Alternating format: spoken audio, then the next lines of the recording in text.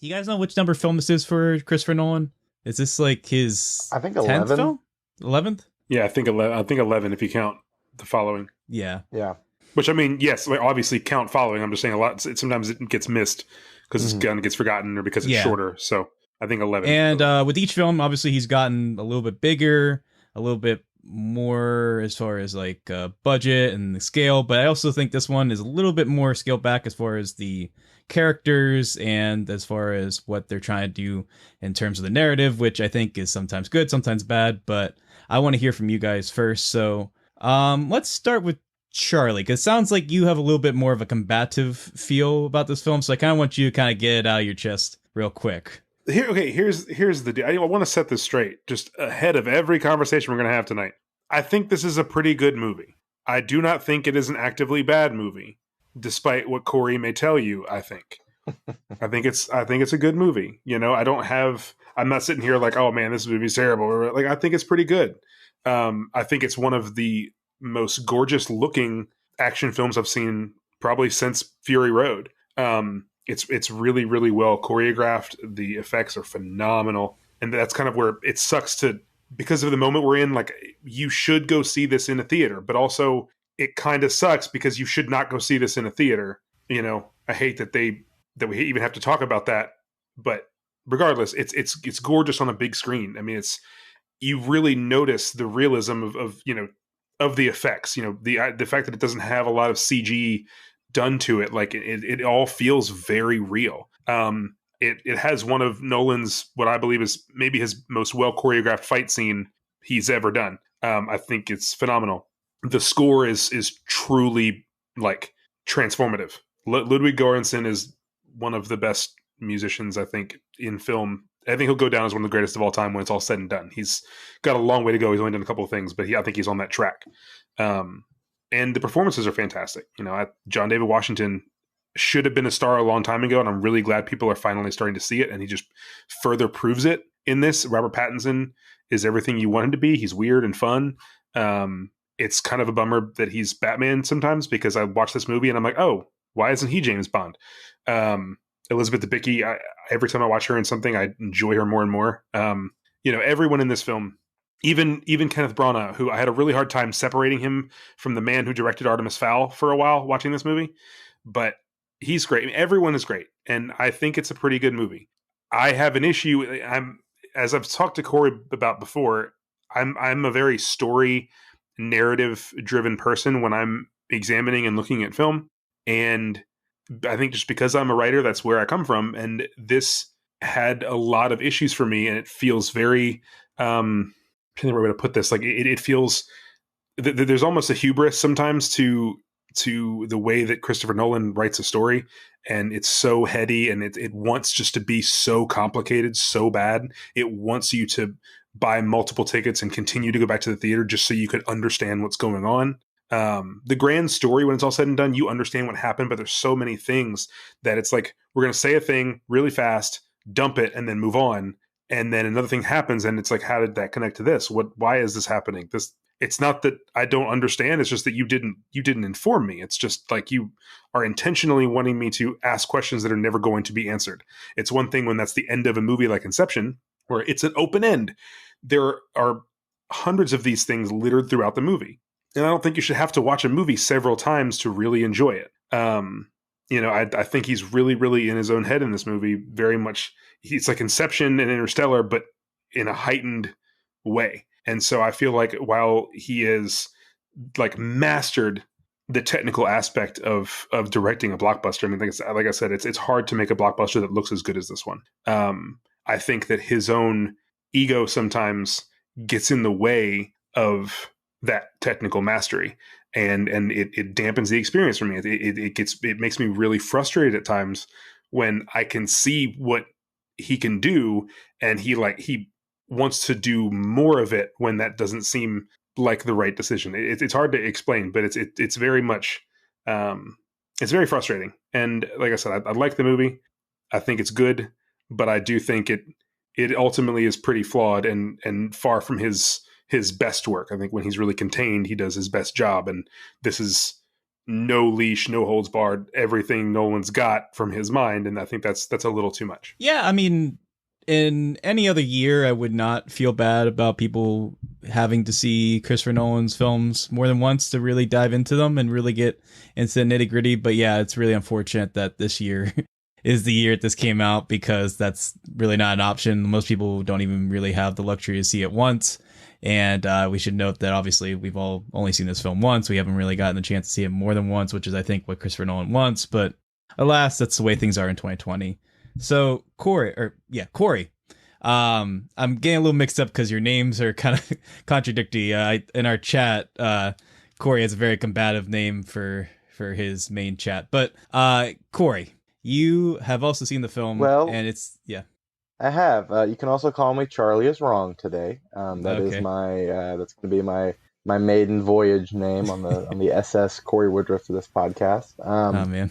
Yeah, so there's a lot I want to say about it because it's a film I'm still processing. It just it's a movie where like an hour in, I can't say I wasn't just completely overwhelmed and like just a little underwhelmed by what was going on. It was just like such a sensory overload of just stunning imagery and great craft, like we've always seen with Nolan, but also this plot that just, I mean, it was. I had heard people say it was incomprehensible, and I've always felt that that's always been kind of an unfair criticism of Nolan's work, where it's just like it's not that it's hard to understand; it's just you're not willing to put in the legwork to do it. Where it's just, I feel like, for a filmmaker like that, I feel he gets criticized for comprehension in ways other filmmakers who've made similarly just mind confounding films have not. And I feel that it's also because that parallels with his status as a commercial filmmaker and as a very popular filmmaker and being kind of that quote unquote household name that he has become because of The Dark Knight. So I say all that to say it's a film that I just about an hour in was just kind of like, I don't understand what he's trying to do. The film kind of moves at a breakneck pace. They talk about just like beginning in medias res, but you literally just jump in, and the only things we see are just these very connective dialogue scenes paralleled with just like very Michael Mann-esque like long takes of cities that were very used with Nolan to do, and a forward momentum action, and it was a strange thing because the character work was just not there. I mean, he wasn't attempting character work. It's just all the character work you could really get were just little nuances from the performances. So I think in that vein, I have to say, for the first hour, I was just very like, oh, I don't really know what he's trying to go for here. And I have to be also very honest to say, I go back and forth on this, but I think he's my favorite filmmaker. He and Spielberg kind of go back and forth. I get that those are the most basic answers someone my age can give, but it's just, I don't know. It's just one of those people who was very formative in my development of film at such a, impressionable age, like early high school, mid high school. It's just, I think that's when you really kind of start to cut your teeth a little bit on what your tastes are and what your interests are and who you really want to emulate.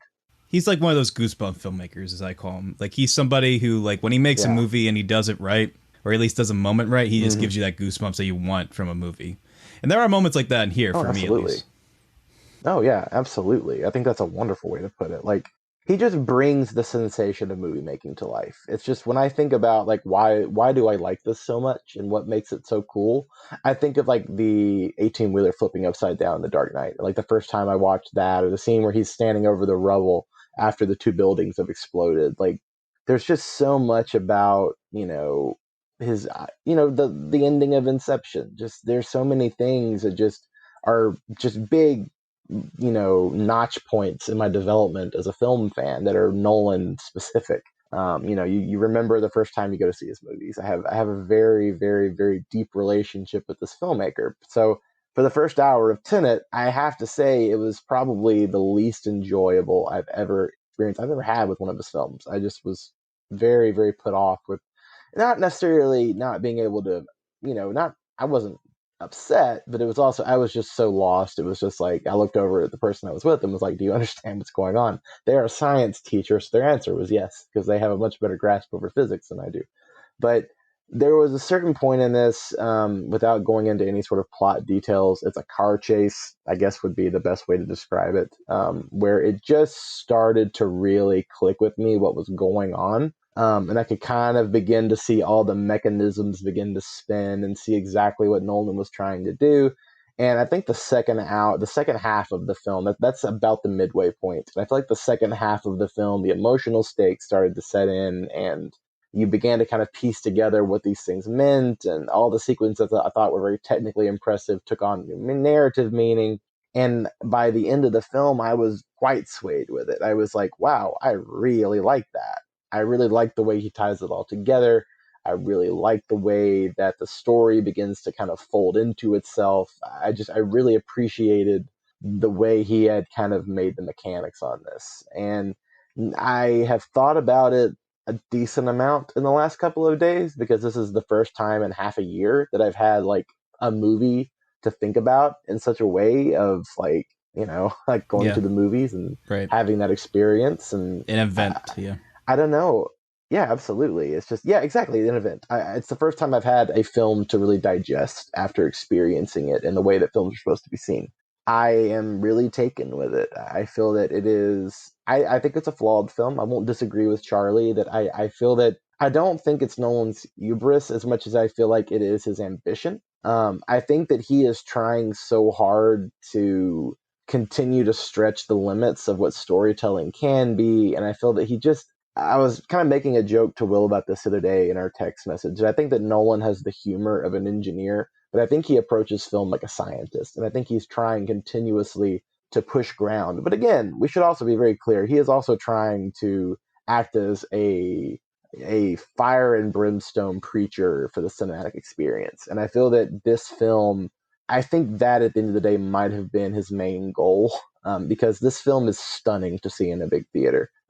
There's sequences in this where it's just like I can't imagine watching this like on a TV for the first time, which I understand, and emphatically there are good reasons for that in this moment we're in. But at the same time, like this is clearly his Bond movie. It's clearly his ode to some of the films he loved growing up. That these kind of globe-trotting spy epics, and not to be too long in the tooth, but it's a film that I'm just so excited to watch it again and just to see everything in that first hour click in place and really be able to appreciate what he's done, because I think narratively it's actually pretty impressive, from afar. But at the same time, as we were talking about earlier, this is a terrible movie to put out in a pandemic, because he has basically thrown out like a three triggered, jigsaw puzzle, handcuffed, Da Vinci Code twister of a film. Even though I think the linear plot's not that hard to understand when you read the wiki, but just the mechanics of it and the way it's structured, it reminds me a lot of Miami Vice, the Michael Mann film. It just jumps right into the action, particularly that first act. But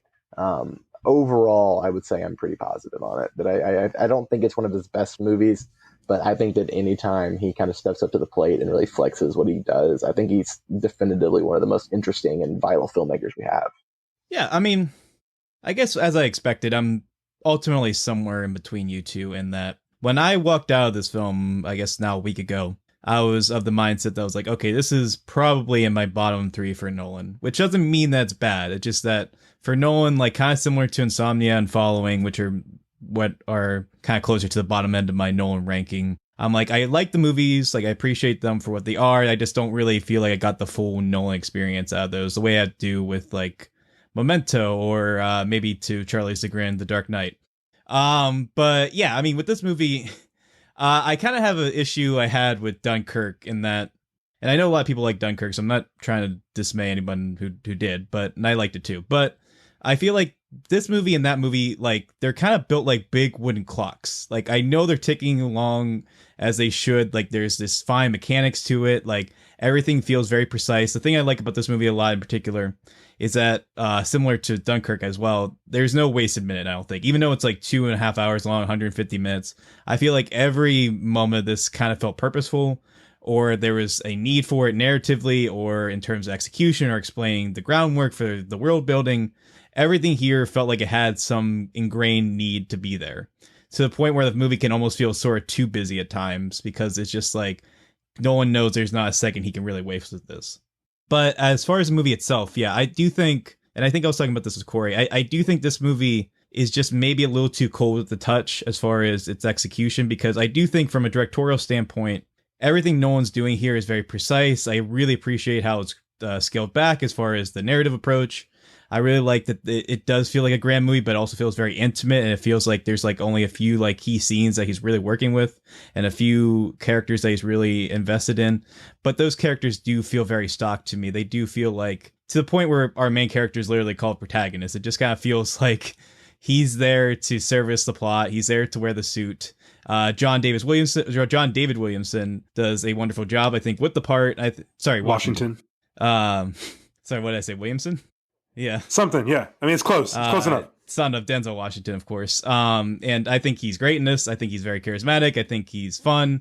And I think I think there's a little bit of like some wry humor in this. I find kind of odd, the whole like humorless criticism that's been thrown around with this movie, because I think there is a sense of humor to it. It's just a very dry sense of humor. It's like the type of humor where it's like, for a second, it's like, oh, it's a joke. Okay. It's like kind of like a slight chuckle kind of joke. It's not like a movie where there's like gut busting less. But anyway, I digress.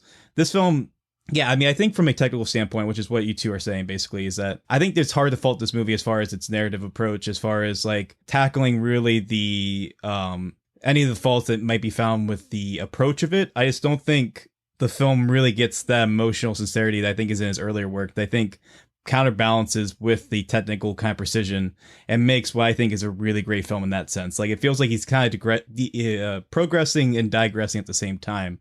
And that, like, obviously his craft is excelling in so many ways, and he is propelling himself as a filmmaker and constantly challenging himself and doing all these different things to make himself an even like greater technician. But something about his storytelling efforts just continue to feel lacking with his last few films. And I guess that also counts Interstellar, which I like a little bit more than most, but I do think that one is flawed as well.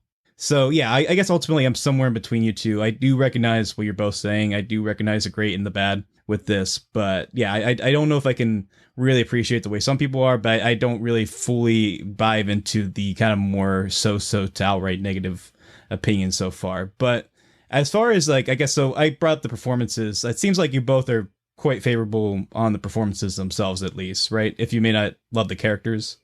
Oh yeah, yeah. No, yeah. I mean, I think that the lacking part of this whole film is the writing of it. You know, the characterization, the script, the story, all of the acting. I think is done really well. I think they all bring some great. Yeah, the only performance in here that I mean, I like it, but like from a performance standpoint, maybe the only one that.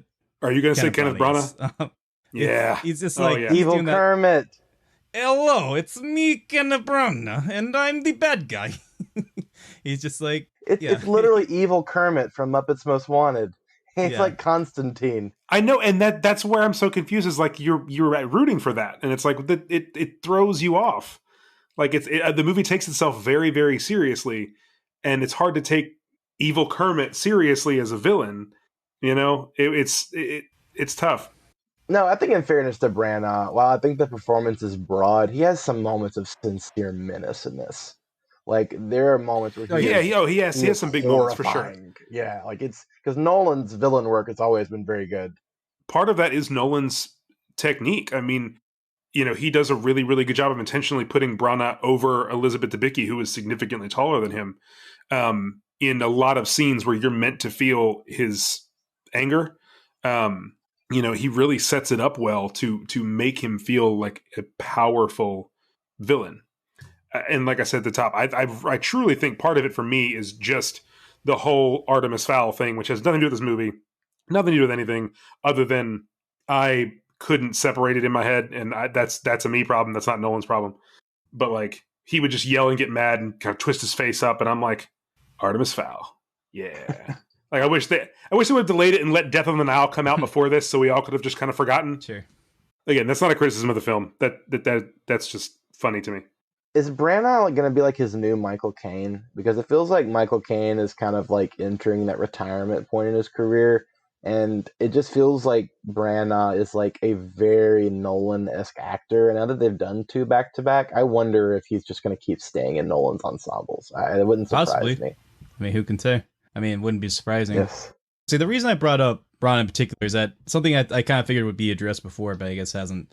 Is that there is like a very like Bond villain idea to Kenneth Branagh's character and his performance. I think that's also why it's a little hammy as well, is because it's kind of playing into that. Which, I mean, I know Cory, we've talked about this off the air, but I want to hear from Charlie as well. Like, do you consider this to be, as far as we've seen so far, Christopher Nolan's like quote unquote Bond film? I mean, I think it's the closest he comes to that. And that's part of what I think is, I wrote down Bond on my notes while Cory was talking, because I've heard him bring that up multiple times. I've heard other people bring that up. And I think that's part of what adds to my frustration, is that this is his Bond spy movie. And I think he kind of botched that with the grandiose story that he wanted to tell. Conclusions, you mean? You know, I think that if this would have been played more straightforward, this would have been one of the best spy movies that could possibly ever be made, because of how technically masterful it is, and because of how the talent that he had in front of the camera, you know, and he has studied Michael Mann, you know, so deeply and heavily. You know, I mean, Cory and I have talked a lot about how Heat was so directly influenced a lot of Nolan's career. I mean, The Dark Knight and this movie especially. Yeah. You know, and when you have these big, you know, globe-trotting sets and these scenes like driving the boat, it's like, I love that. And you know, like I said, there's a fight scene in the first act. You guys know the scene in the kitchen. Very Miami Vice. And it's so good. And I was the opposite of Cory, where the first hour, I was in love with this movie. I was so invested in everything. And at the end, I think it was kind of just like, oh, that was it? Well, damn. You know, like, I thought that he was on to something, and then moved away from it in favor of telling some big convoluted time travel epic, when, like, dude, you had like a perfect spy movie. You just wanted to do something grander. And I think it was kind of a, what's his name? Icarus. It's the kind of thing, like you flew too close to the sun. You would have been fine, and you went too far. So yeah, I think this is the closest he's come to a Bond spy type of movie. I would like to see him try that in a really, really grounded manner, because as he proved with the couple scenes in this movie, like, no one can touch him in terms of doing like those technical, like the car chase. No one has done. I mean, George Miller is the only one that I've seen lately do something like that was equally or almost as impressive. You know, it's just not something you see. And when you combine that with clearly how much talent he has in hand-to-hand combat, like he showed in that kitchen scene. And I mean, the way he characterized things, like, you don't have to, the protagonist doesn't have to be super characterized. Bond isn't, you know, he can do that. Yeah. And I think I was a little bit disappointed that it started that way and then became something else, because I was really enjoying what it was as that spy film. Sure. Yeah. I mean, I do agree though. There's the constant sense as you watch this film that Nolan is going like, well, is this enough? Like, are we doing enough, or am I doing enough with this? Can I push this farther? Can I make it a little bit more dense in some way? And yeah, I mean, there is that sense that he is like you said, I think kind of convoluting it to the point where it's just like almost intentionally incomprehensible. But at the same time, like I was saying before, I don't feel like there's a moment here that's really wasted, or any moment here that's like, oh, that could have been cut, or like that could have been removed or something. Like, and to his credit, I mean, this might sound surprising coming from me after everything I've said about this movie, but this movie could have been maybe 30 minutes longer. I think it was initially. Like, if he could have, there's some things, like I said, that aren't addressed or explained. And I think, to me, I would have really benefited from, if we're going to do this big story, do it and give me all of it, so I have the complete picture. I probably would have walked away with a better feeling, honestly, even though you know, not how a lot of people feel about movie length. But yeah, I mean, I don't think any moment is wasted. I think he crammed too much into too little time. I mean, I would agree with that as well, because I remember hearing when this was coming out or being made, I mean, that I think Robert Pattinson said something along the lines of like, this is like a 3-hour film and it's going to be like 3 films at once or something. And I do remember, like, there's a point, without giving anything away, where the movie like kind of turns, and it's like pretty much around like the 90-minute mark. And I was kind of thinking like, oh, like, is this going to be like 90 minutes of this one thing and then 90 minutes of this thing? And it's like, that makes like perfect sense in a way. But it's like, oh, wait, this is not 3 hours long. This is, you know, like 150 minutes long. So I think that's kind of, I guess, where I can agree with you in that, like, the ending can feel a little bit truncated because of that. Like, it kind of feels like he kind of has to wrap things up a little bit hastily or more hastily than I think he would have otherwise. And I think that cut some of the emotional aspects of the film that are, I think, trying to seep out. I totally agree. I think they're trying to come in towards the end. But Corey, do you agree with that? How would you present that question? I'm trying to think of what my best response would be. Okay. So wait, what's the question now? I can tell you Corey's going to say no matter how you frame it.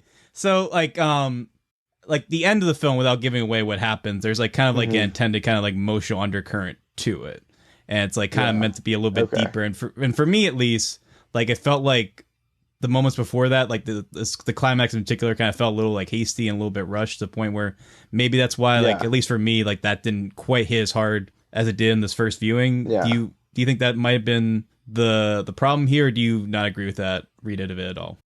The ending, that's the interesting part of the movie to me, because Nolan loves pull the rug out from under you endings. I think that he hasn't, I mean, I think The Dark Knight Rises has an ending like that where it kind of puts a big bomb at the end, because he loves those little last minute. Nolan loves those bombs.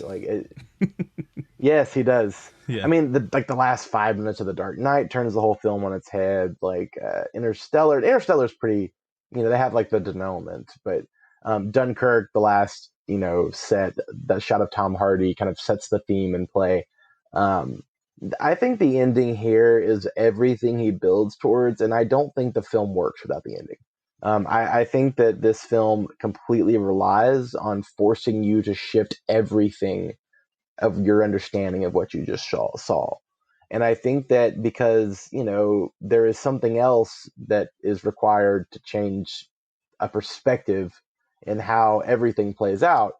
And because of that, I appreciated the film so much more, because it's just like, I think Nolan really was trying here, as he always loves to do. He loves to kind of manipulate time and force you to rethink everything you just watched. Or he loves to kind of subvert your expectation for how this is supposed to go. Because by and large, Tenet is even though the tech and the concept is very high maintenance, it's very high focus, I need to really take some time and read and digest what I'm watching. The film's plot is very much a guy is recruited to stop a bad guy from ending the world. Like, this is incredibly, like you guys were talking about, on that Bond formula. Nolan is kind of playing tribute to that nameless hero of all the spy films he loved growing up, and all of the big vistas and all of the big action scenes. And like, again, this film is very classical in the way that it is structured and the way that it is conceived. But it's just thrown in with kind of I think 21st century.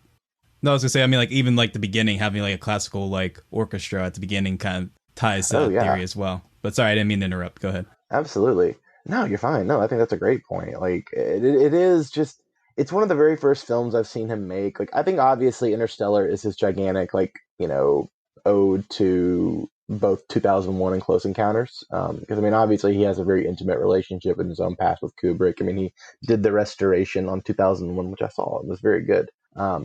But I think that the ending of this really is where he invests every single emotional stake at the very end, to where you have to rethink the entire movie and rethink every single character interaction, rethink how this reacts to that. It's just, he's trying to do I think when he had the top fall or did it fall in Inception, I think as a filmmaker had such satisfaction that became a literal cultural moment, a literal like reference of film. It's like, oh, this reminds me of the scene in Interstellar where the top maybe falls or not. Like, he loves the gotcha stuff, and I think that almost kind of simplifies his template of what his films are. I think Nolan sincerely is one of the best filmmakers of his generation, and I don't feel like fanboy or weird saying that. I just think he is a definitive talent who has translated the way that we tell stories on a big canvas. I think he has a very, very underrated sense of understanding human current in the scheme of also having awe for kind of the grander parts of what scope can bring to a film. But I think he always loves to kind of subvert people's expectations I think that's why he made Interstellar 2, is because he's like, oh, you guys don't think I can make a movie about human emotion? This entire movie is about a father and daughter relationship. So, but I think that the end of this film, Tenet, is incredibly sentimental, for what's so largely this entire run was his like least sentimental film. Yeah, I would say even more so than Memento. Like this one just felt incredibly clinical and very formatively excellently made, but it did lack like that little kind of ragged human element that I think all of his films have, that I think gets overlooked at times when you kind of obsess over the finer details of his craft. But then it just kind of like hits you at the end. You're like, oh wow, that's interesting, and that's why I want to watch it again, because I want to see the film knowing that. Now, there's a See, very fair that's point. I didn't get that. I didn't get that in Interesting. in that ending. I mean, I got what he was trying to do, but I didn't Yeah. feel that. I didn't feel that emotional undercurrent. Like I know the moment that you're talking about, and I'm not going to go into it to preserve spoilers for people, but like when those kind of couple moments at the end hit, it just was like, oh yeah, cool. You know, it dropped off there for me, because I think part of it is the way these characters are written. There's not as much there, you know, to care about, and you constantly have Elizabeth Debicki, who is the most human character in the film. You know, outside of her, like this moment doesn't take place with her involved, and you've got this one character who's visibly emotional over something that you have not witnessed and will not witness. I hope that doesn't give stuff away, but it kind of added to that, like, oh, okay, like I see what you're doing, I get it. Is that like that's where you're going to go with it? Oh, okay, all right. You know, I thought at the beginning of the film there was a lot of this emotional undercurrent, because you kind of felt with the protagonist like what's going on. It was this fish out of water, like really terrifying experience for him, and you really got put in his shoes. And once all the inversion stuff started, it got really cut and dry, and that's where I think Dunkirk really excelled. It was a similar like fast paced, edge of your seat story, playing with time, subverting expectations, you know, but there were the stakes, even though they were arguably higher in Tenet, because we're talking about the end of the entire world as we know it. With Dunkirk, it was one of his most human stories, I thought, you know, and maybe that was the actor, maybe it was just how he wrote the specific characters there. But like, I really felt the emotions in Dunkirk. I really understood where he was coming from and how he developed these characters. You know, DiCaprio in Inception is another great example. Like, I really felt emotionally invested in that character, and that made the film better for me. What's frustrating is that, you know, he clearly, like we said, took after Michael Mann in Heat, and in Heat there are these real deep emotional undercurrents. You know, these characters have a lot to them. On, you know, with the villains and the heroes have so much going on, and you are invested by the end of it. It's hard not to just, your heart aches for how miserable Val Kilmer is, you know, and this just, it lacked so much of that. And I think that really, I had a hard time not having an emotional connection there at the end, when it was set up to clearly have emotional connection. I just didn't feel it after the film that I'd watched.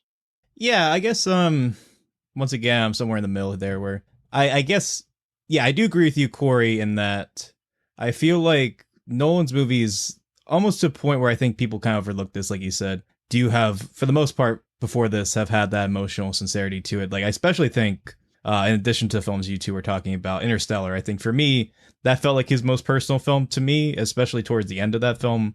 Like that's where I felt like, okay, like this is clearly like Nolan sees something in this material. Like he there's these like, you know, far-reaching aspects of the film, obviously the technical aspects of the film that he wants to achieve, things that he wants to do as a technician, that word I use again. But yeah, it's a film, like when you see the end of Interstellar, or at least when I see the end of Interstellar, I'm like, okay, yeah, like this is where the filmmaker is really coming to shine. Like this is where the like emotion comes in. For me, like the emotion of that film really works at the end. And I think that really helped the movie win itself. And I guess for me, yeah, I mean, I get ultimately what he is doing with this film, and I do wonder, like you said, like maybe the second time around where I understand in full what Nolan is doing here, because so much of the movie before that is just you kind of like being strung along for this first time, and you're just going along like, okay, like where is this going, like where's the string starting to unravel, like where is this going to lead up to. And then when you get to the end, it's like, oh, okay. I'm ultimately kind of similar to Charlie, where it's like, oh, okay, like that makes sense, like I get why you made a film like this. I get what you're trying to say, but it's also like I ultimately don't really fully get the emotional impact either. Where like I think similar to Interstellar, for me, like it once had that kind of like oh wow moment where, you know, you get hit in the gut and it's like, oh, okay, like this is the full grandeur of this story. And then I get that from a like intellectual standpoint with this film. I just don't really feel the emotion of it ultimately. And maybe that's something with a second viewing or a third viewing I would feel, but ultimately at this time I don't really get that. So yeah, I guess I'm kind of closer to Charlie, unfortunately, on that side of things. But I really do appreciate what you see, and I think that is something I'm really hoping to find in later viewings of the film. Yeah, and I think that that's the cool thing and the uncool thing about the nature of this specific film is that like I've had moments in life where I've like watched a movie, like Steve Jobs is the example I always use, where like I didn't really gel with it, but I blamed myself more because I was tired when I went. I was like, I know this is a better movie than I got with it. And then I saw it again and I'm like, oh man, yeah, this is one of Boyle's best films, one of my favorite films of that year. I feel with Tenet, it's one of those movies where like I'm so excited to get back in because I'm so excited not to need to have to catch up with the story. I've talked with Charlie about this, and I think it's to me the very, very fair criticism of this film is that, you know, the ongoing debate of is film supposed to be something that requires, you know, time spent with it. And I think that Nolan, you know, I've called this his vanity film, and I think in a way he decided that, like, look, I want to make a movie that's very personal to me. I want to make a movie that is basically things that I like and things that interest me. And, you know, he's not making kind of an ode to his country. He's not really making like a personal story for, you know, the way he looks at his children or like being a father. He's not capping off this multi-billion-dollar film series. He's not telling this high rope story that he'd been working on for 20 years with his brother. Like, or I think Nolan wrote Inception by himself. Can't quite remember there, but Inception, yeah, he wrote by this to himself. me is like, that's right. Okay. Um, but to me, this is like, oh yeah, exactly. And to me, Tenet is, I think John David Washington very wisely is like an in-law to Inception. And like this is the most passion projecty movie I feel like he's made in a long time. And I think Nolan is one of those guys where like he's just always going to have the house money to play with, and he's always going to be able to make the movies he wants to make because of just the history of what he's done. And like I feel like the greatest filmmakers of all time all made one single movie that allowed them to build the careers that they did. His just came like 4 or 5 films into his filmography. I think Dark Knight, yeah, this is his fifth movie. Like, if you make a movie of that magnitude, of that much of box office impact, that much of awards consideration, that much of just cultural relevancy and cultural currency that has lasted a decade plus, when you literally change the way people approach making an entire genre of film, and you just reach that level of just universal acclaim, it's like you can do what you want for your career. Like, no one will ever not bankroll Christopher Nolan. He reminds me of Tarantino in a way where it's like they're some of the last guys that would be actively recruited by a studio, given a much larger budget than most would ever be allotted for a original concept. You know, like Tarantino can walk into Sony and ask for 50 million to do Hollywood and get Leo and Brad Pitt involved, and Nolan can go into Warner Brothers and ask for $200 million to make this convoluted spy epic that, you know, people really may have to like watch a few times to really appreciate. It's like, can you enjoy film in that way? And my answer is always yes. I think that the films we have are not, you know, they're not meant to be viewed in a vacuum. Um, you know, I feel that, you know, I'm looking at a poster of Vertigo on my wall. And I remember I had a hard time and I turned off Vertigo the first time I watched it because I thought it was a little boring. Or I've had movies in the past like Michael Clayton where I tried to watch it when I was like a freshman in high school and I just could not get into it. And then I watched it like in college for the first time as an adult, and I was just completely swayed by it. Like, I think our relationship with film changes over time. I think that the way we engage with films changes. Like, I never believe one viewing of a film should ever be counted as a definitive, you know, reasoning for what this movie is. And I think Tenet deserves the opportunity, like other movies have gotten, to be grappled with and appreciated and dived into. But to me, this is like the first studio movie in years, you know, that's like, you have to watch this again or you're not going to be able to understand everything he did. And I think a lot of people that have been turned off by this film, I guess, have been turned off by it because of that. It's like, I don't have, you know, one, we're in a pandemic. It's hard to justify yourself going back, and this is not available at home and won't be for a very long time. But as a secondary thing, I can empathize with folks that are like, no, we need to be able to appreciate this film for what it is on one viewing. But I think the gamble of what he's done narratively is he's made a film that, like, literally, it's like you're almost at a to be continued point when it's over to be able to fully grapple with everything that's going on, which is, it's unique. And see, that's where it gets frustrating to me, because Yeah. I agree with what you said all through that. Like, there are films that every time you watch, you pick up new things, or films that you understand. But, Inception's a great example. Like, you have a greater and deeper understanding and appreciation of Inception the second and third time you watch it. Like, there's no question about that, I don't think, for anybody. But the first time I watched it, I didn't walk away being like, well, I'm frustrated by how much he tried to do and how little he actually explained and how little he answered. There was enough in there where it was so concise, and so it made so much sense the first time. It just made more sense the second time, and there was more to find the second time.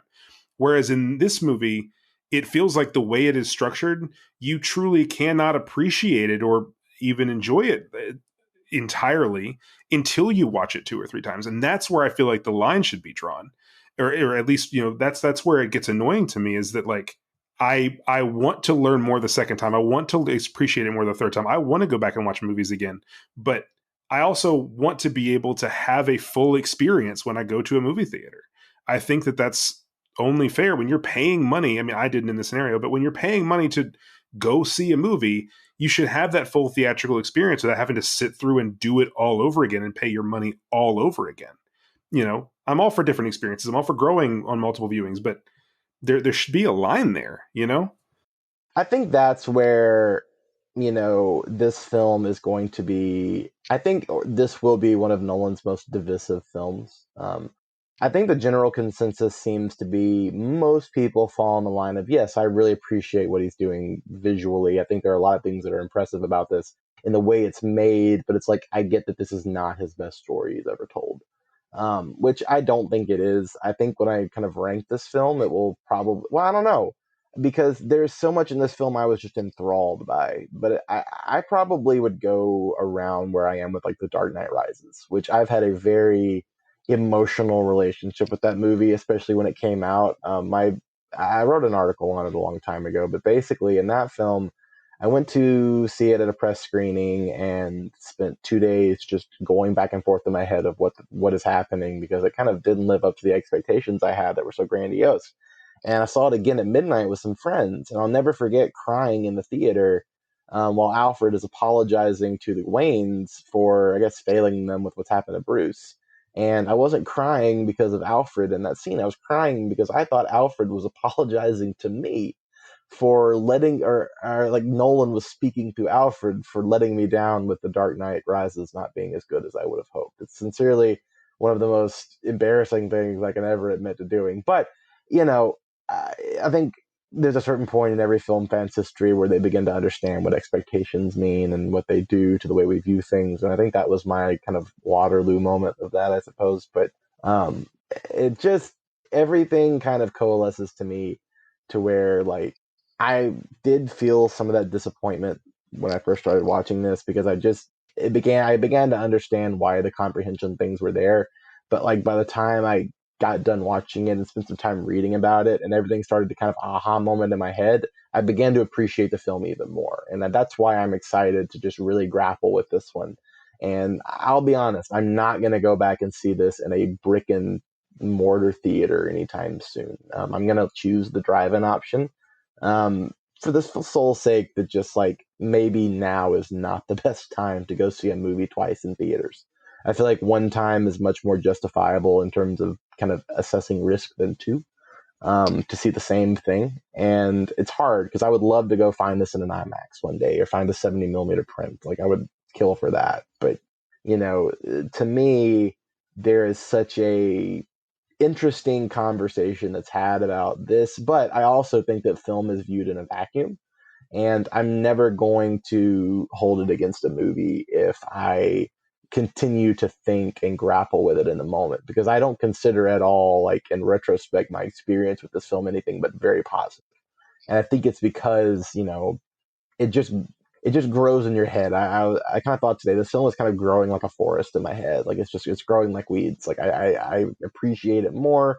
I go back and forth like, well, did I like this? I like that. But I think overall, if like someone asked me, should you see this? I'd say overwhelmingly, yeah, absolutely. Get your butt to any way you could feel safe to watch it. But it's an unfortunate thing that I can't just run out there tomorrow and just like I normally would and just go see this and use my A-list to this drive of using this and go see it a bunch of times. But there is that responsibility level there, like the pandemic sense that obviously takes paramount importance and takes priority. But to wrap up my thoughts on this, I suppose I would just say that like I really, really am enamored with what he was doing here. And even if like I don't think my journey with this film is nearly over yet, and I think that's what excites me, is because I think what this film is about is that like in general, time has always been something that's big for Nolan. Time is everything in all of his films.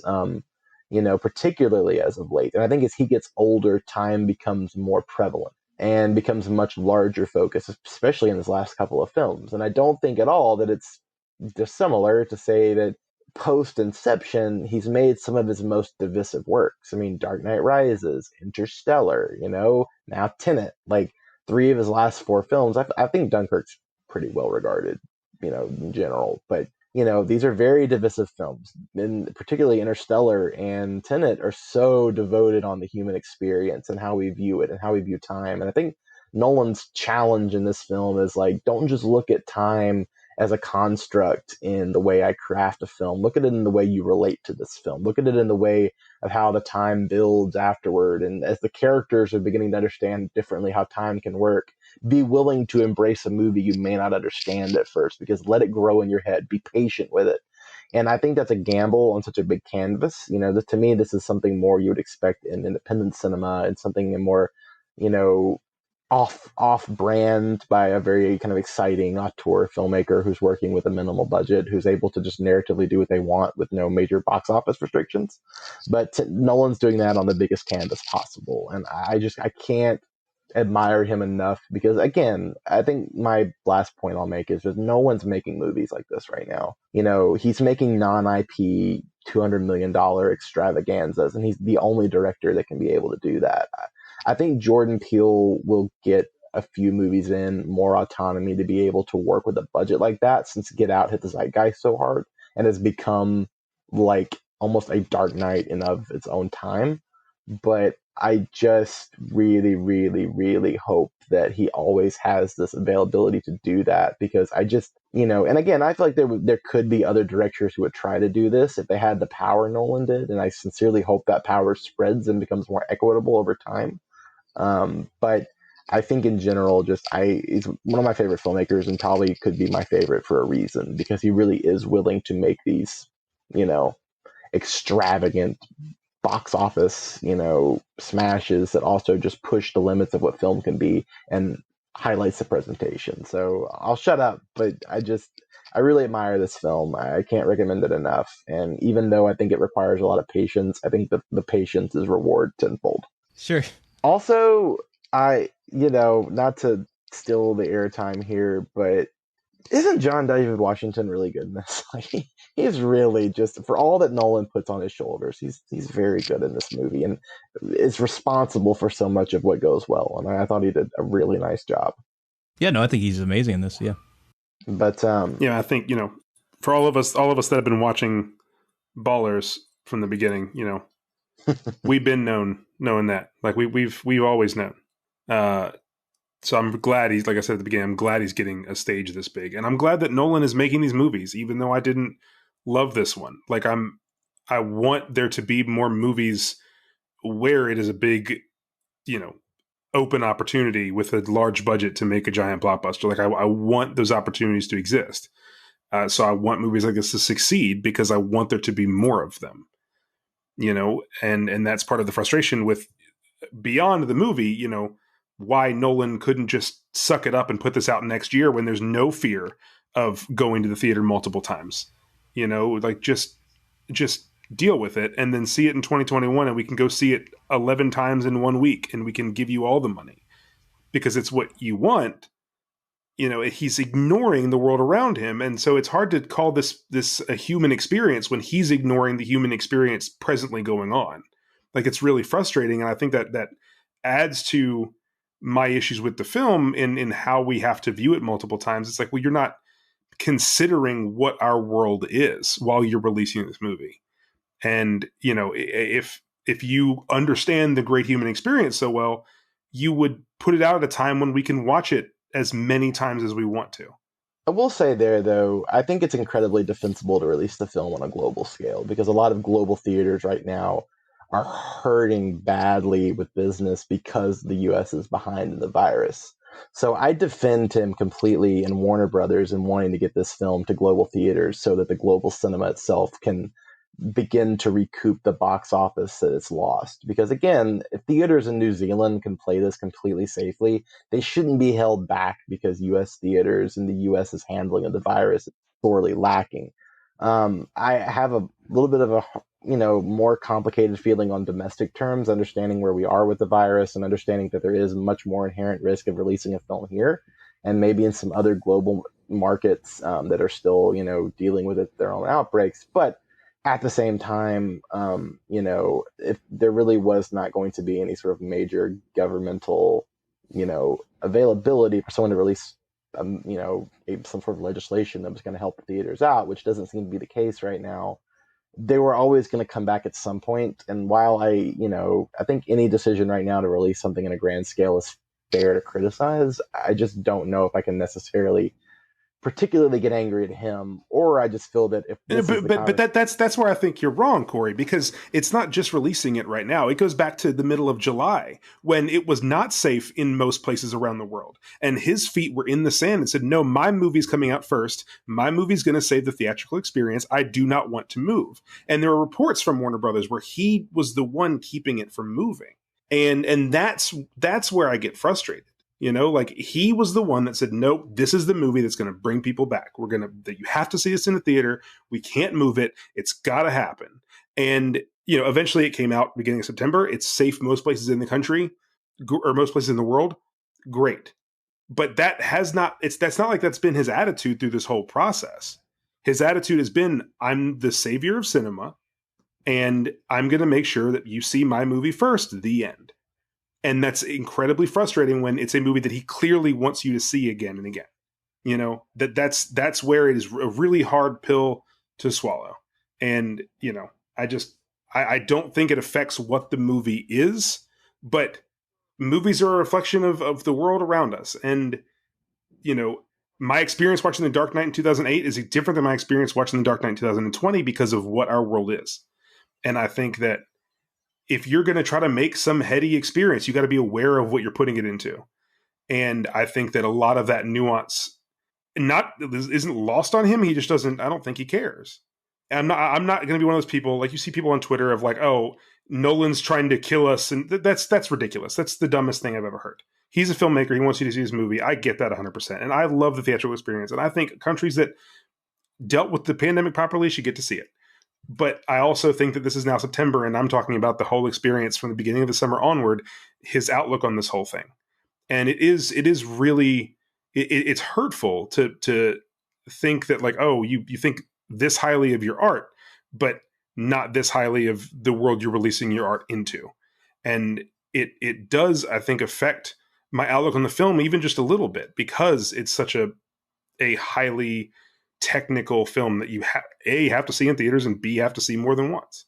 Yeah, ultimately, it like you said, Charlie, it's a very tough pill to swallow to know that Nolan is the guy who's like insisting that this be in theaters. And it's not that I'm mad that he wants to put it in theaters. It's like you said, like it's now. Like I would not, if hopefully things a year from now, who knows, are better, and I would feel like more comfortable if they had just pushed it back to 2021, because like if he's so worried about spoilers coming out, if he's so worried about the theatrical experience and stuff, like why not just have that time pass? And it's like, like, I mean, I understand the idea of like wanting to save an industry that's on a potential decline right now, but it's also like, yeah, it's like, this is not like, as much as we love the movies, obviously Cinemaholics, it's like people should not feel like it may be life or death literally to see a movie. And it's just unfortunate that we have to have this discussion now, even though like as much as we can revere or have criticisms of Nolan, yeah, it's like that is an unfortunate thing to have to deal with, and obviously it's something we have to discuss right now because it's such a part of the movie's conversation right now in 2020. But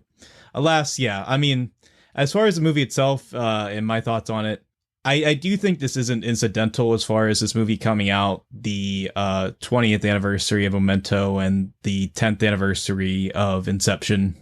And I do agree with you, Cory, that like I think time is such a prevalent part of Nolan's movies, and the idea that like each one of his films are, at least of late, have been kind of reckoning with the idea of like not having a control of time, or like trying to take control of time, and like in this case like literally having control of time. And yeah, as far as his filmmaking is concerned, it, you know, it's very precise, it's very tightly knit, like you said before, the precision of an engineer, the logistics of an engineer as well, and a technician of that level.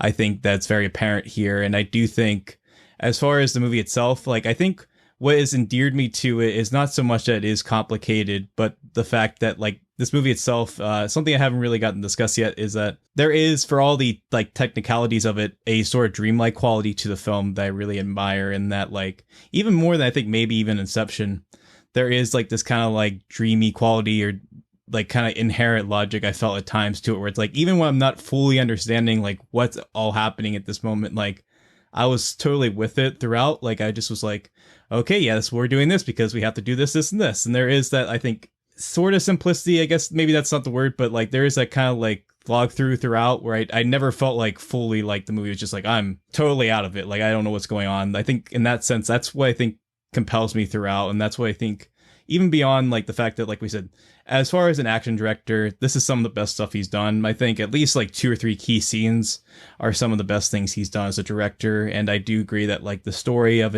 I do wish it was a little sharper. I do wish, like, as much as I appreciate what he's doing as callbacks to a genre of old where like the hero is just kind of a means to an end, our, you know, literal audience surrogate to kind of be in this cool movie with cool characters. Like I do wish there was something a little bit more there. And I think there is, like Cory has mentioned, I just didn't fully get it this first time as far as the emotional aspects of it. But yeah, overall, I mean, grade wise, I would give this probably like a pretty low to firm B. Like I think it's a solid movie. If you can see it safely either at the drive-in, or you can rent out a theater, or see it in a theater with very few people, or just wait for it at home, I think it's something worth seeing. I do think it's a film that, even though like obviously we've mentioned already, there's very frustrating aspects about it, I think there is something also very rewarding about it. It's something that when you revisit the film and think about it more, at least for me, I do get something out of it. I do find something very interesting from a contextual standpoint. And I do appreciate Nolan's whole deal. I mean, it's easy to make fun of the guy, especially with this film. It feels like a lot of his weakest, his biggest flaws, I guess, can be nitpicked throughout this thing. And they do kind of shine a little bit brighter than I think they do in some of his other movies, at least for me. But as far as his technicalities, and as far as his ability to make a really solid, fun action blockbuster with $200 million, and kind of do it in a way where I don't think about the special effects, and I don't think about the like 100 different people on computers making something with green screens, but like actual real effects, like with a plane that flies into a building, and like you said, this car chase scene that's just amazing, and I can't even figure out how they did it. You know, that's what I like about the movies. That's what I like about Christopher Nolan as a filmmaker. And I think by and large, that's here. And while I don't think this is his strongest work, I do think it's what you want from a Christopher Nolan movie. And with that in mind, I think it's a solid time, and I enjoyed it. But did you guys give your grades yet? I don't think you have. Or have you? Yeah, I have not. No. I mean, I'm obviously a pretty big fan of it. I'm really excited to dive back in. I think that, you know, I think it's pretty unassailable in its technical achievements, and just like crashing a gigantic plane, or doing just like a mind-blowing car chase sequence, and just the layers of the way the story folds. I think technically it is an incredibly impressive. That opening sequence we haven't even talked about is just really, really good at the Opera House, just to drop you right into the action. But I empathize with folks who are frustrated about the narrative. I am ruminating on it. I'm spending time thinking about the way that's plotted out, and I don't come away at all as kind of flummoxed as I was in the moment. It's just a movie I really enjoy more in retrospect which I think is a mark of a film that just like really lives with you and stays with you, which I think is a mark of really good cinema. So I would probably go A minus. In terms of Nolan's work, I think there is like this elite stratosphere of films like Dark Knight, Inception, Memento, Interstellar. I would put in that camp. Dunkirk, like I think that are just his like great, great, great movies. I think this is like the tier under. I think it's like second tier Nolan, but at the same time, it's like second tier Nolan is still like better than a lot of things. I give it an A minus. I really like it a lot, and as much as I don't begrudge him for wanting to get it out there and helping a lot of these, particularly international theaters out that, needed to be able to get business going again in a big way, I also feel like that the biggest thing I'll say is just that I have found myself at a point where I'm just kind of like, you don't have to see this in a theater. Okay. You can still wait a little while, watch this at home, soak it in. Like, as much as I am a devout follower of the theatrical experience, it's a movie. It's not a life or death situation. It is not going to the grocery store. Like, please stay home if you at all have nerves about this. Like, yeah, it's not as important to like conflate it, because like, again, I think you could watch this movie at home and still have the exact same reaction to it. Not to say that I think the theatrical experience adds, because it absolutely does. It's the proper way to watch a movie in terms of the form, but we're in a pandemic. Like, just, if use your own discretion, obviously, but like, don't feel that if you don't see this in a theater because of any sort of situation that you're gonna lose the film, because you'll still be able to get a lot out of it in any way. Yeah, I mean, it's like in any other year, obviously, like, we'd be like, what are you talking about? You have to see Nolan's movie in the theater. It's meant for the theater. But this year is obviously not like most years.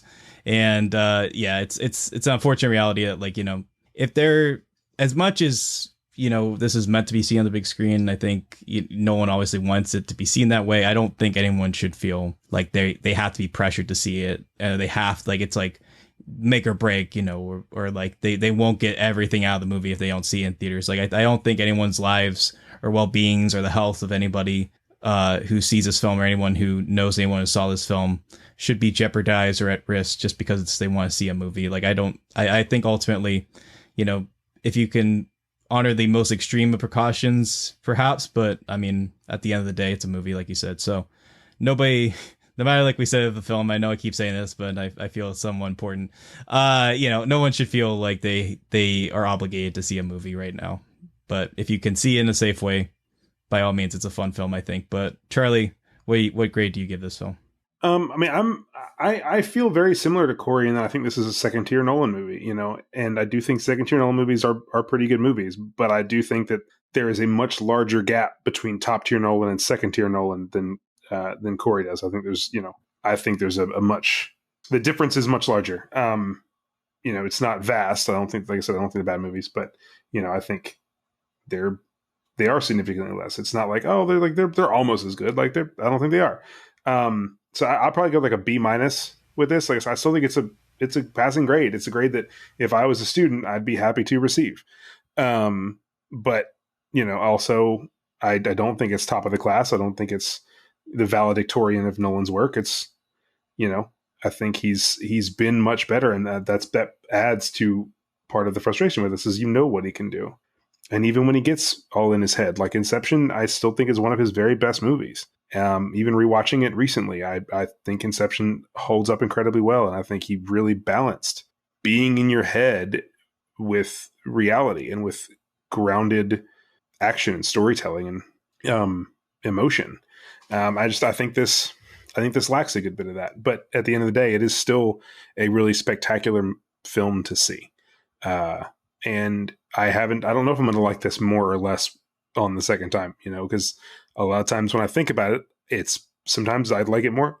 A lot of times I feel more frustrated at the whole experience. So I do look forward to seeing it again and seeing how it changes my attitude. But for now, it's a pretty good movie, and I give it a B minus. All right, yeah. So that was I guess maybe a little bit more civil conversation I was anticipating, given some of the anxiety I had. I had these boxing gloves and everything set up, but I think we handled it pretty well, and I think I hope everyone got to make the points they wanted to make about the film. Is there anything else that you guys wanted to say about it before we wrap up? I think we've covered it. It's been about an hour or so. Oh, we didn't talk about the suits. The suits. Oh my gosh. All the suits they were wearing. Those They are full-breasted quite good suits. suits. Mm-hmm. Oh, these are Um, handsome suits. This is like, and Michael Caine's Brooks Brothers dig was, oh, that's like one of my favorite lines in the whole movie. That yeah, was I mean, good. That's like Nolan's humor in a nutshell. right, yeah, yeah. I mean, that was like the scene where I was like, okay, so like this movie definitely has some humor. It's just a little bit more. Yeah, see, like I said, that first hour, man, that has it. That first hour has it. I love it. I like put more Michael Caine in the movie. Put more of that dry goodness in the movie. Like that. That was a spy thriller. That first, like before it got sci-fi and out of it, and out of hand. I love that. That was a great scene. It was a really Yeah, I mean, I guess scene. it kind of goes back to the Bond thing. I think like he's just kind of meant to be our cue here. Like he's just kind of like here's some. Well, I guess there's also an actual cue earlier in the movie as well. But yeah, it's just kind of like here's what you need to know. This is what you should be wearing. Have fun, kid. It's just like, yeah. I mean, I appreciate I always will value Michael Caine in a movie, especially in a Christopher Nolan movie. But I think he was serviced well. I really would not be surprised at this point if Christopher Nolan was announced as the next Bond director. I really would not be surprised. Yeah, I guess it depends on what's going to happen with No Time to Die. I mean, because Craig's done, which means I don't think Cary Fukunaga wants to do this again. Doesn't sound like it. And with a fresh slate, with someone he can, I don't know if he'd want to commit to a whole trilogy or whatever like he did with Batman, but he clearly loves spy films, and I would not be surprised if Nolan made a Bond movie, and I think Nolan would make a fantastic Bond movie, and I'd really like to see it. But yeah, just the timing of it kind of is interesting. This is my opinion on that. I think we already have the Christopher Nolan Bond movie. I think Sam Mendes beat him to it. I think I don't ever think Nolan's gonna do Bond. I think that'll be like the last thing he'll ever do, and I think precisely because he doesn't want to do another the IP. Bond movies. I don't know I think he could do another IP. I just feel like Bond for him is almost just like too.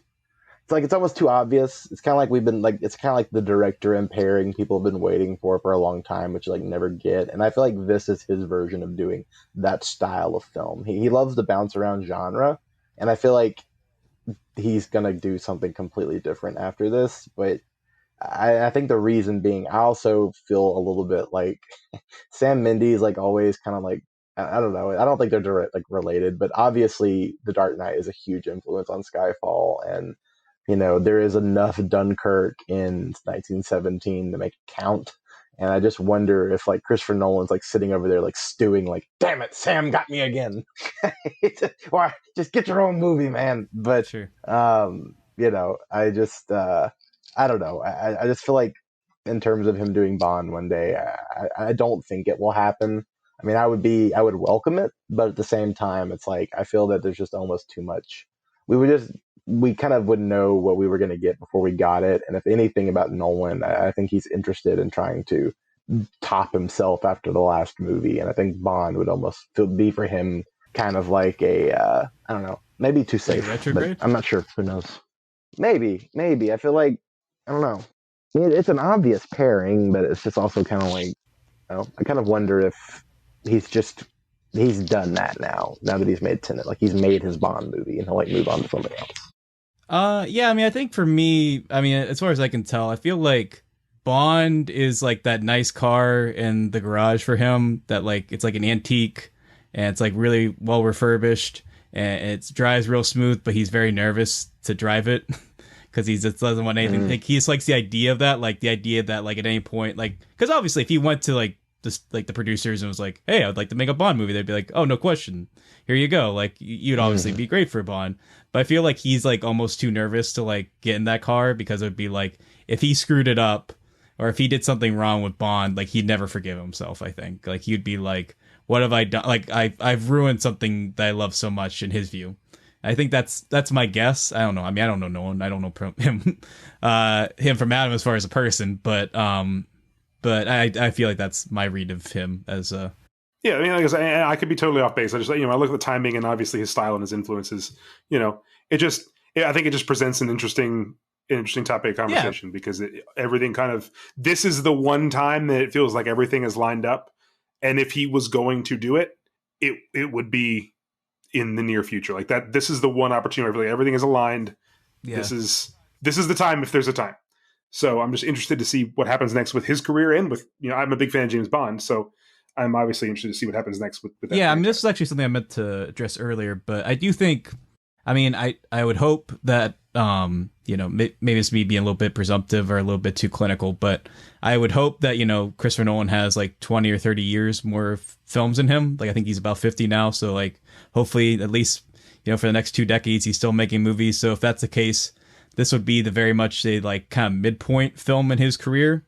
And if that's the case, I think that's intentional. Like, it feels like this is like kind of meant to be like that, like middle of the road point for him, where it's just like he's, obviously like the end is beginning, the beginning of the end is kind of like the concepts of the film here, and the themes are very much about that in some ways. So I do wonder that as well. Like, I was thinking about that throughout this film as well. I was like, is this kind of like what we should expect from Nolan more in the future? Is this kind of like a like cap point in some ways? Like, is this like him kind of like going for like certain, like in some ways kind of tying up some ends and going like in a different way in the future? Because, like, it's kind of interesting that this film and Dunkirk, like, Dunkirk felt like very much like a kind of more like tightly ridged film, like it meant to be like, like a 90-minute kind of crackerjack film. So it's like this kind of feels like him returning to like kind of the more expansive films, but it also kind of has that like tightly knit plot, and also, all the convolutions like we said. So I am very curious as well, like what Nolan's strategy is moving forward, if he even knows. I don't know,